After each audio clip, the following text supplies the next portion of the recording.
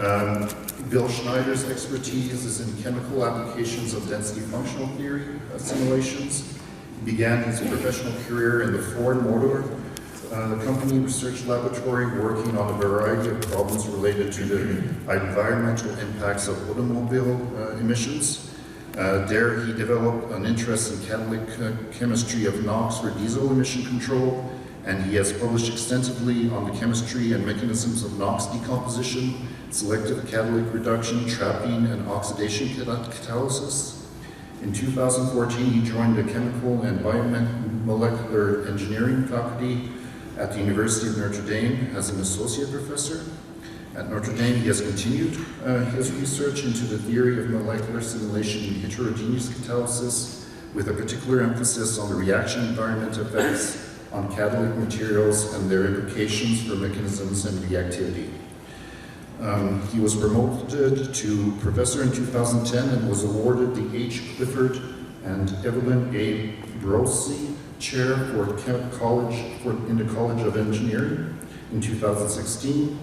He has authored more than 150 papers in book chapters and is a fellow of the American Association for the Advancement of Science, and is a senior editor of the Journal of Physical Chemistry.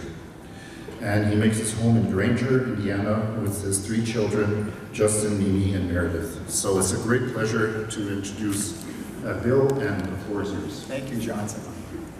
You're not taking that introduction off my time, nope. Because I just have to remove a couple slides to make up for that. Well, it's a great honor to be here, to be able to talk with you about some of the things that we've worked on largely since I've been at Notre Dame. And I've made what I hope is a bit of a provocative title for the talk that's targeted specifically to the computational chemistry audience. I think we're in a computational chemistry session, and so the ideas that I want to advance really intend to advance to our community. So, Operando catalysis. I think we're all familiar with the basic ideas, the basic terms that become very popular in the literature. If you do a Google search on Operando catalysis, you get a bajillion hits. And the basic idea is that when you study a catalytic system under Operando conditions, you're measuring it, you're quantifying it, you're interrogating it spectroscopically, and here's the important point, at the conditions of catalytic relevance. And I think there's a pretty broad general acceptance in the experimental community that this is sort of the gold standard for how one looks at a catalytic system. What I want to talk to you about today is how we apply that same type of mindset to the problems that we work on. And many people in the community do this in different ways. Mike Janek's talk at just before lunch was a perfect example of that. But maybe there's some of the mindset that we could borrow a little bit more from the experimental community. And so I want to give you an example that motivates my thinking about this and maybe illustrates very well why we need to think about catalytic problems when modeling in an operando sense, and how the reaction environments are so critical to include in our models. And that's the automotive three-way catalyst. So this is a catalyst I'm going to guess everyone owns one. Probably everyone owns 3 or 4, depending upon what vehicle you have. And these catalysts do this miraculous thing of simultaneously oxidizing CO, oxidizing hydrocarbons, and reducing NOx. An engineering miracle. The catalysts themselves are pretty complicated materials. They're platinum, palladium, rhodium, supported on complex oxides. Not something that I'm going to talk about in any detail. The point is that the catalysts that exist are remarkably effective. But they're only remarkably effective when operated at one specific reaction conditions, when operated on a gas that comes from a stoichiometric combustion. So if you look at this plot here, this shows effectiveness for each of these 3 reactions as a function of the stoichiometric ratio of reductant and oxidant in the combustion chamber. And what you see is if you operate at stoichiometry, the 3-way catalyst does a great job. If you move left or right of stoichiometry, it is no longer a 3-way catalyst. What I take that to mean is if I was going to develop a model of a three-way catalyst, it is meaningless for me to do that without explicitly including the role of the actual gas composition on that catalysis. I would say you cannot divorce CO oxidation, for instance, from three-way catalysis. You can't study one independent of the whole thing. Okay. The other way to say that is when we talk about heterogeneous catalysis, the thing that we need to keep in mind that catalytic systems are a composite of catalyst and conditions.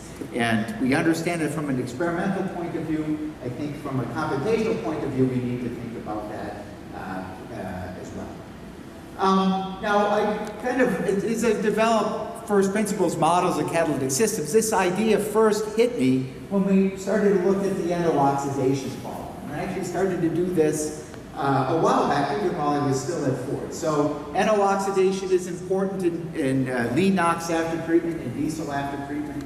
It's catalyzed primarily by platinum. Large platinum particles are big. Platinum surfaces are the best in terms of catalytic activity. So long ago, we did some really simple kinetic Monte Carlo simulations. We built models of a platinum terrace and dosed the terrace with NO and oxygen, and then looked at the effectiveness of that surface for reducing NO2. This is quite a while ago, so they were relatively primitive calculations, and they're plotted in a little bit of a funny way. On this axis is oxygen coverage on the catalyst. On this axis is the effectiveness for making NO2. The different lines correspond to different temperatures. I don't want to emphasize that. The point that I want to make, though, is that in order to generate, what you find is that to generate NO2, NO2 is only formed in conditions above certain critical oxygen coverages. In other words, at zero coverage of oxygen, platinum is not an NO oxidation catalyst. It only becomes active for NO oxidation at finite coverages. And if you look at the problem more carefully computationally, you can pretty quickly understand why. So these are calculations that we did looking at the per site energy, or if you will, the surface energy of a platinum surface as dosed with oxygen as a function of oxygen coverage. If this was an ideal surface, a surface in which each kind of a Langmuirian surface, in which each adsorbate went down in the same way, this per site energy would be a straight line down. But it very clearly is not. It's a curved line. That means that there's a coverage dependence to the adsorption of oxygen on that surface. If we differentiate that line, we get this funny staircase here. And what that tells us is the differential binding energy of oxygen at any given coverage. You can see at very low coverages, oxygen binds very strongly. At higher coverages, that oxygen binding goes down. So how does this relate to NO oxidation? You're thinking in just a very simple way about what I need to do in order to oxidize NO to NO2. What I'm going to imagine I need to do is dissociate oxygen on my catalytic surface, whatever that is. And so I'm going to need to be in a regime where this reaction is exothermic. So I need to be below that line, that red line in oxygen binding energy. At the same time, I need to be in a regime where I can get the oxygen that's off on the surface off to make NO2. This is a Sabatier principle idea. I need to be in this sweet spot of binding energies in which both of those reactions can happen. But what you can see is I satisfy those two constraints only at finite coverages of oxygen on the surface. At low coverage, again, it is impossible to do NO oxidation because the oxygen is just bound to the surface too strongly. That's a thermodynamic argument, a back-of-the-envelope thermodynamic argument for why coverage becomes important. Of course, if you want to build kinetic models, you need to look at the rates, the activation energies of the relevant reactions at the coverages that matter. So we did calculations, say, of O2 dissociation. You find that as a function of oxygen coverage on platinum, you find that the activation energy is very strongly sensitive to the coverage. We also looked at the other half of the mechanism to generate NO2. The interesting thing you find there is that the sensitivity to coverage is very different. They don't scale in the same way. But now armed with this information, we can go and build models, lattice-type models, in which we incorporate the coverage-dependent kinetics of each of those individual steps. We incorporate, of course, the temperature, the pressures of the gases, and we ensemble average over all the different types of sites that are available on that metal surface, different sites that are present because of the distribution of oxygens on the surface. Once you do that sort of ensemble averaging, you can predict actual absolute rates of NO oxidation. We did this on a couple different metal terraces.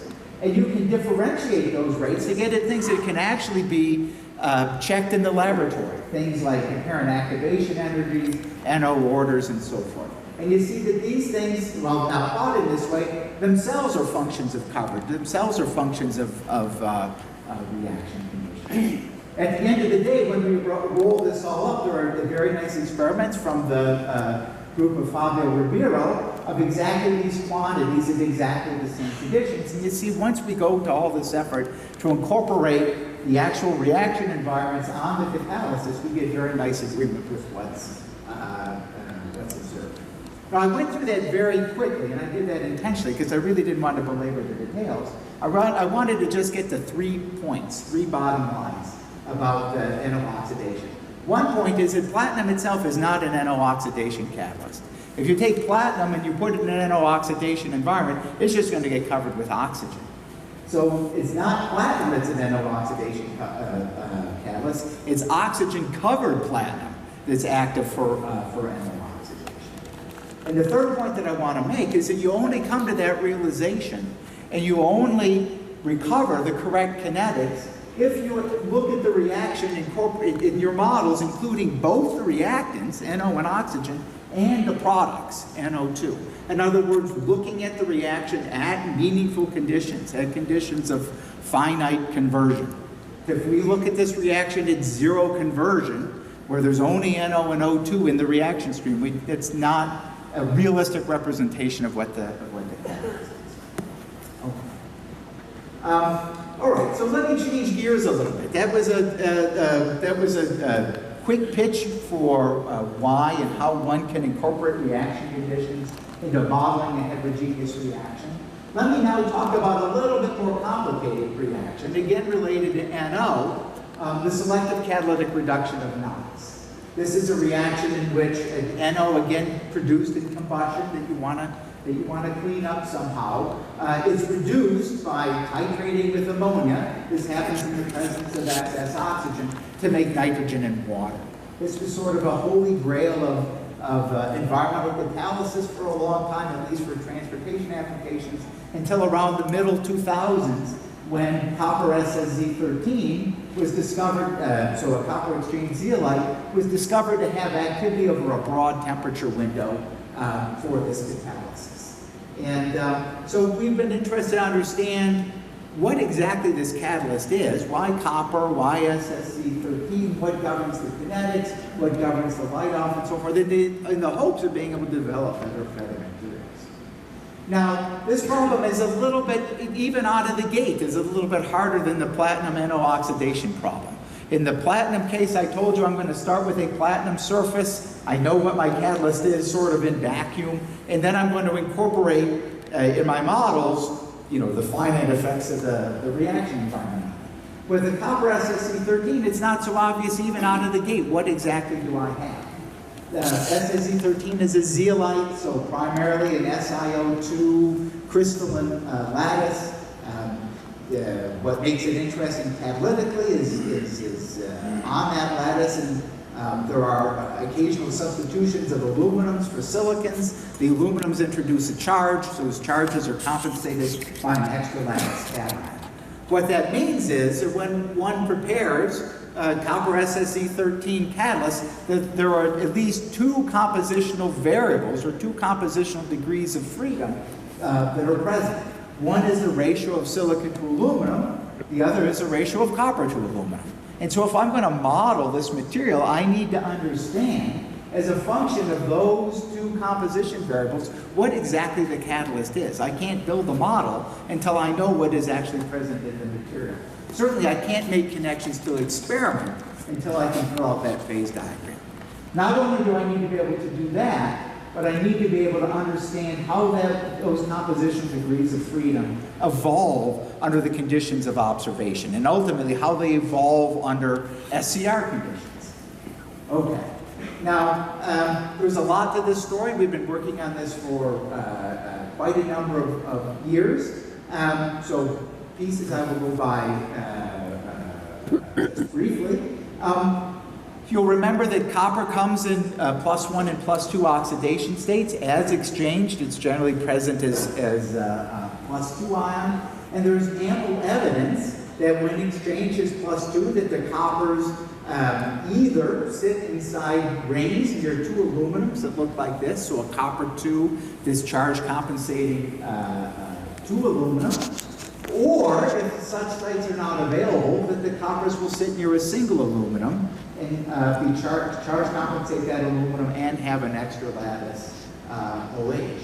And so the real question, what I'm saying is I can reduce the problem down to how many of these and how many of those do I have as a function of these variables. Now, to answer that question, I need to do a couple things. One thing is that I need to know, as a function of silicon to aluminum ratio, where those aluminums are, what types of sites are available for the coppers to coordinate. So we can do that. We build statistical models or numerical models to count the types of sites that are available as a function of silicon to aluminum ratio. Once we know what the available sites are, we have to answer the question, as copper is brought up into the catalyst, where does it go? Where does it preferentially bind first? What governs that speciation? And to answer those types of questions, we can build supercell models and basically test the possibilities, test the relative energies of sightings of coppers. At the end of the day, when you roll that all together, what you end up with is a composition phase diagram that looks like this. On the x-axis is silicon to aluminum ratio, on the y-axis is sites that are available to aluminum ratio, and what the coloring tells you is a relative proportion of coppers that are charge compensated by 2 aluminum versus charge compensated by 1 aluminum. And so you can see, depending upon where you land on this phase diagram, you'll get some proportion of one or the other. And what we have found is that much of the literature in characterizing these materials can be rationalized by just recognizing that if people are characterizing things under different conditions, they're going to naturally see different things. Now, our ability to predict this depends to some extent on how the materials are synthesized. And what we found is, under certain conditions of synthesis, the behavior that we predict is followed very nicely. It is possible to change those conditions of synthesis to alter this diagram, but at least we have a place to start from. The gray points, I should say here, are all points that were prepared in Raj Gounder's laboratory, and I can't remember if I have a slide on it, I guess I don't, but Raj's group and Fabio Ribero's group has done a very nice job of characterizing all of those materials and confirming what those predictions say. Now, that's sort of an ex situ speciation of copper. Now, if you tell me silicon to aluminum, copper to aluminum, at least I have some sense of what you mean in terms of what's inside the sealant. But what I really want to know is how those things behave under conditions of practical relevance, under reactive conditions. And for that, what we're going to use is thermodynamic screening. And so the picture to have in your mind is really hopefully motivated well by this. That I know I have a certain site, I'm exposing it to a mix of gases. What exactly are the different types of species that could be present as a result of absorption from those gases? We can compute the relative free energies of all those possibilities and rank them and come up with a prediction of stable species as a function of external conditions. But we have to start, as I say, by enumerating what the possibilities are. We again do that using density functional theory. Oh, this is supposed to, give me a second. This is supposed to wiggle around. What we discover in doing these simulations is that depending upon the ligands that are bound to the coppers can either be immobile or actually quite mobile. They can be solubilized and pulled the zeolite. What that suggests is if I'm going to compute the free energies of these various species, it's kind of the standard models that we use, the harmonic oscillator type models are probably not going to be effective. We use a technique called potential of beam force in order to predict the free energies of absorbates, which give results that are significantly different from what a harmonic oscillator model would say. And when we roll this all together, what we end up with, again, are phase diagrams, but now phase diagrams for the two types of sites that I told you that were present in different proportions on different materials, but now plotted as a function of temperature, as a function of external conditions, in this case, oxygen and water. So the results that I'm showing you here are appropriate to, say, hydrothermal conditions, in which maybe under the conditions in which the zeolite is prepared or exposed to air or what have you. I'm not going to go through this in detail. The point that I want to make is that both of these types of sites evolve as a function of external conditions. Perhaps not surprisingly, at low temperatures, those copper ions tend to be hydrated. As you elevate temperature, they tend to dehydrate. These are things that are known, but now we can predict as well. Not only that, while in some circumstances the two types of sites behave the same, under other circumstances they behave very differently. For instance, this type of site we predict to be able to auto-reduce, in other words, to change spontaneously from a copper 2 to a copper 1. This type of site does not. So that was intended to show you the kind of the general approach, that thermodynamic screening approach that we take to describing these systems. There's good experiments, again, that support the predictions of those phase diagrams. But what I really need to get to is how these materials behave under SCR conditions. So water and oxygen, that's a nice start, but we really need to understand how the materials evolve under the conditions that they're catalytically reactive. So if you're going to apply the same approach, if you're going to enumerate every possibility of what might be there, and then rank things by stability, your problem's a lot harder. You have a much bigger combinatorial problem. So we have to apply a little bit of chemical smarts in how we do that. And those chemical smarts are motivated by this diagram. This looks at the absorption energies of the relevant gas species on the two different types of sites that I told you about. And what you find is that of all the species that are in the gas phase in SCR, the ones that really bind very well to copper are ammonia. And so that's a strong hint that as we do this thermodynamic screening, the species that we really need to pay attention to, the thing that we need to really treat carefully is the ammonia coverage on the copper. Just as in the NO oxidation case, the quantity that was really relevant was the oxygen coverage. So I'm not going to go through all the details of the calculations that we use to build up the phase diagrams, but again, you could, I think, imagine following the same sort of procedure, using the same PMF method to compute free energies and such, that we arrive for phase diagrams for a copper zeolite active site under SCR conditions. On this axis is temperature, on this axis is oxygen pressure. There are two other axes corresponding to nitrogen and hydrogen potentials that we just don't show that are fixed. There's a lot in that diagram, but there's two important points that I want to draw that were really significant in our thinking about the catalysis. One is that you discover that regardless of conditions, those as long as you're below 400 C, those copper sites are ammonia covered. So if our model doesn't incorporate that ammonia coverage on the copper, we're not modeling the right sites. The other thing that you discover is that in terms of free energies, an oxidized state of copper and a reduced state of copper are actually very close in free energy. And so that sort of suggests that if this catalysis happens by a redox cycle, which, as I will show it does, we've identified the sites that might very well be involved in that redox cycle. Two sites that are close together in free energy are very likely partners in a redox process. Again, there are experiments, very nice Operando Zanes and XAFs experiments that have been done by the Purdue group that both can observe the ammonia coordination of the copper ions under reaction conditions and show that under reaction conditions, both copper 1 and copper 2 are present.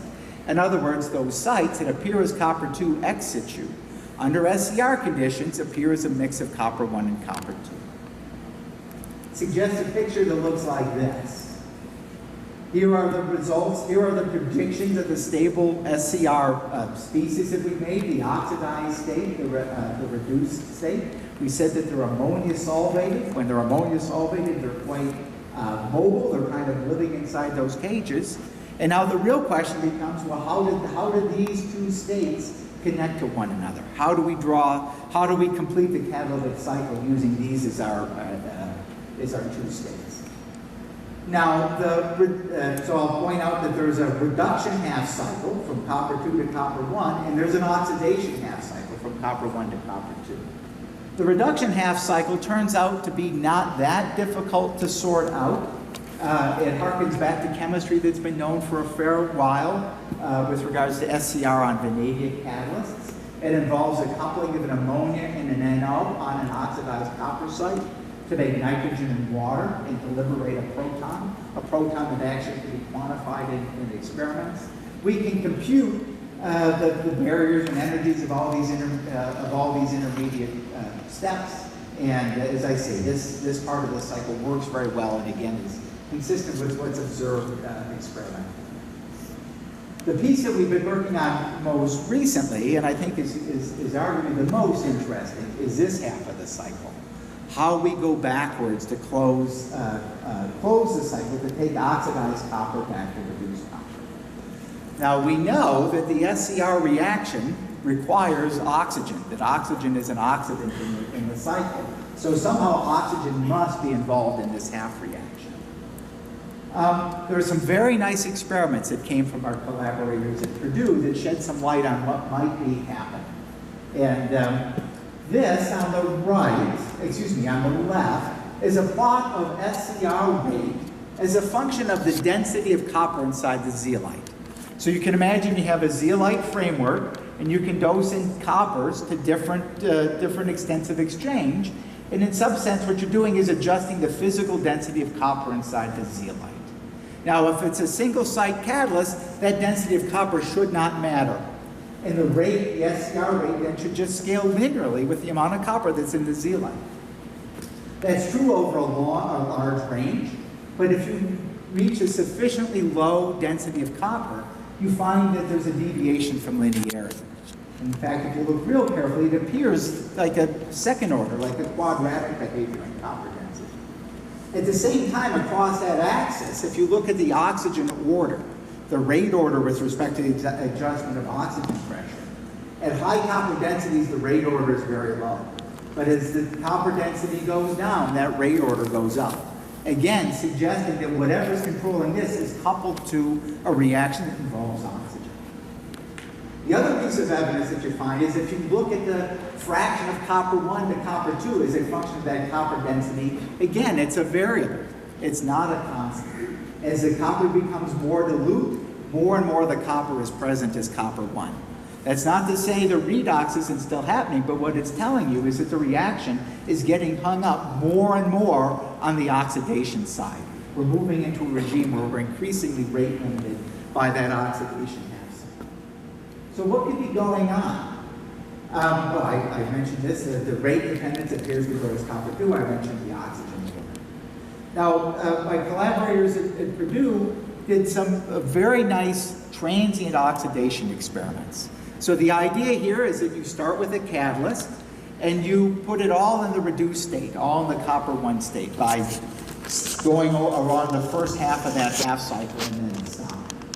And then do a transient experiment. Introduce oxygen into the flow oxygen over the catalyst, and then follow, using X-ray spectroscopy, the oxidation state of the catalyst. Follow the evolution of copper 1 to copper 2. And here are the results. These were done at 3 different copper densities. This red curve is at the lowest density. The black curve is at the highest density, and what's plotted is the copper 1 fraction normalized to the initial copper 1 fraction, so normalized to that.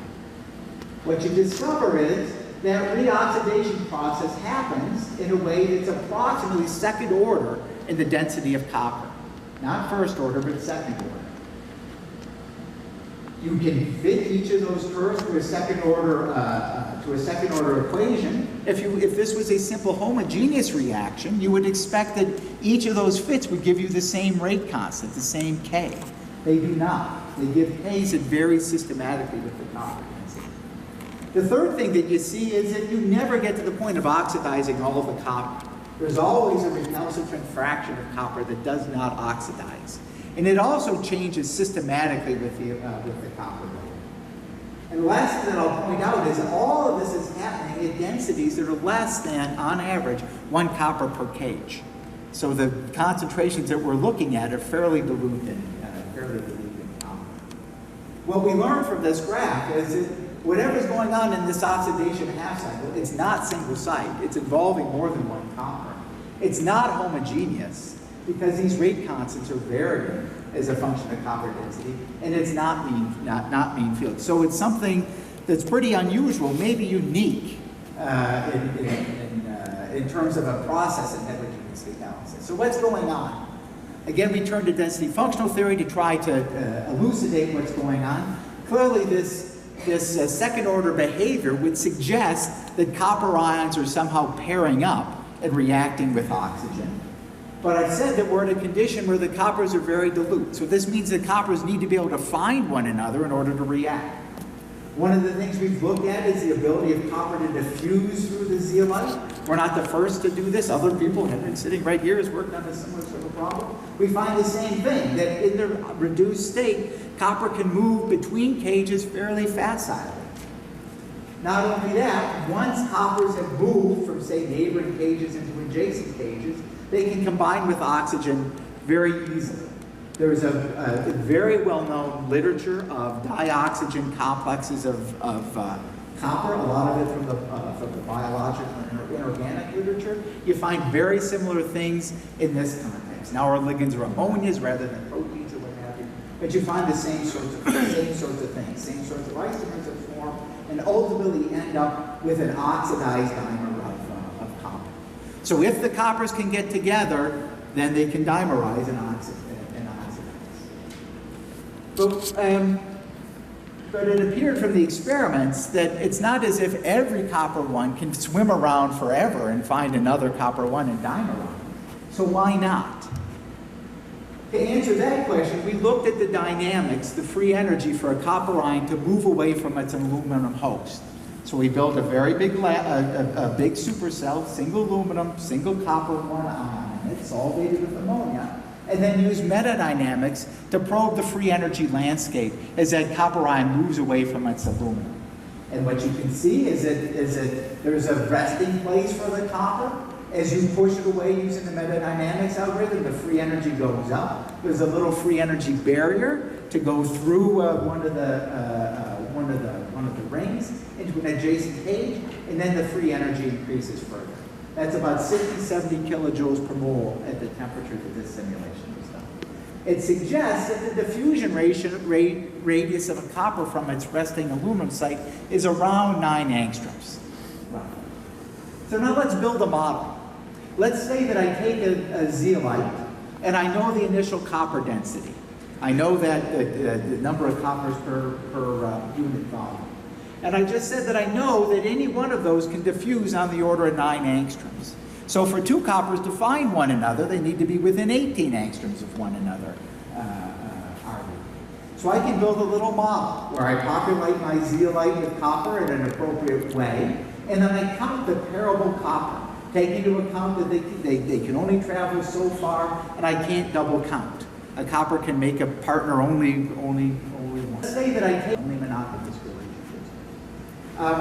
These are the these are the results of these simulations, shown as these solid bars here. So what these calculations are going to tell you is a residual fraction of copper at the end of that oxidation event. That residual fraction is going to be composed of coppers that never had a neighbor nearby, and it's going to be composed of coppers that were maybe part of a menage a trois. That there were 3 coppers that were within diffusion distance, but only 2 of them compare. So the last one is left behind. So there will always be a residual fraction of copper. The red solid bars are the predictions from the model, and the lines are what we get from the experiments. So we think this is very nice evidence that what is going on here is a dynamic pairing of sites, a dynamic and reversible pairing of sites in order to get to second order behavior, but then sites that are not fully mobile but are electrostatically tethered to the zeolite lattice. Now we have the information that we need to put together a more complete SCR model. I've said that there are 2 different types of copper 2 sites. I see that this figure is not what it should be, but there are 2 different types of copper 2 sites. The reduction steps are involved as single coppers. They're insensitive to the framework topology. They're just the reactions that happen on single coppers. And then there's an oxidation part of the half cycle that involves 2 sites. And because it involves the mobility of the copper, it is arguably going to be sensitive to the framework topology. It's clearly sensitive to silicon, to aluminum, and to copper. So a new type of reactivity to close the cycle. Okay, so there I'm going to end on the chemistry that I was going to tell you. I hope I've been able to illustrate how this idea of operando thinking can help inform how we approach modeling of catalytic systems. The catalytic reality is catalytic systems tend to be open systems. DFT models are not open models, they're closed models. When I say operando, what I mean is incorporating that open character, finite temperature, finite chemical potentials, finite pressures, and then computing things that can be related directly to experiment. There's a lot of people that have contributed to the work that I discussed here. I realize I went over an awful lot. The N-O-oxidation story was started by now Professor Rachel Denman, and many other people have contributed. SCR story, Chris Bellucci, is one of our chairs, and a number of other people. Wei and Sichi will be giving talks here this week. I benefited from great collaborations with people at Purdue. Fabio Ribeiro, Nick Elgas, Raj Gounder's work on the zeolite catalyst has been phenomenal. Collaborations with other people, support from the Department of Energy, from National Science Foundation, and a number of grants, and recent collaborations with BASF, which has been very helpful. So with that, I'll end. I would be happy to answer any questions anybody might have.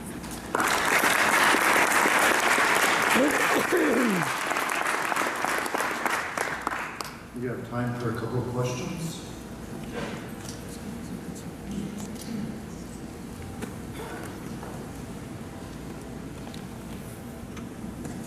Okay, I'll start with a question. So, can you explain a little bit of, I didn't quite understand your density plot with the green spheres and things like that. You went through a little bit fast. Oh, sure. So the idea is that you have a zeolite, you exchange copper into it. The coppers will sit near aluminums, and so say the first order will say, well, we're going to put coppers into that volume at those aluminum sites, and we're going to say that those at the appropriate density that we're interested in, the appropriate copper volumetric density. And then we're going to say that those coppers can move away from those aluminum sites in any direction 9 angstroms. And now what I'm going to do is count how many overlaps I have, making sure that I don't double count. And so I'm going to count how many pairs I can make if I allow that only overlapping spheres are allowed to make pairs. So it's like the limiting case of a kinetic Monte Carlo simulation where you are reacting pairs of coppers, but you're not allowing the coppers to go anywhere. They're electrostatically tethered to their framework.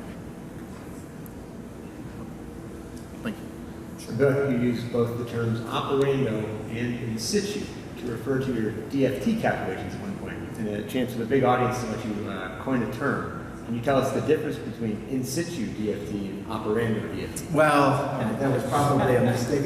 So the in situ experiments that are referred to were not were not reaction conditions. Those were zeolites that were saying air or what have you. So they were at laboratory conditions, but not conditions in which catalytic chemistry is happening. That's the distinction I was making.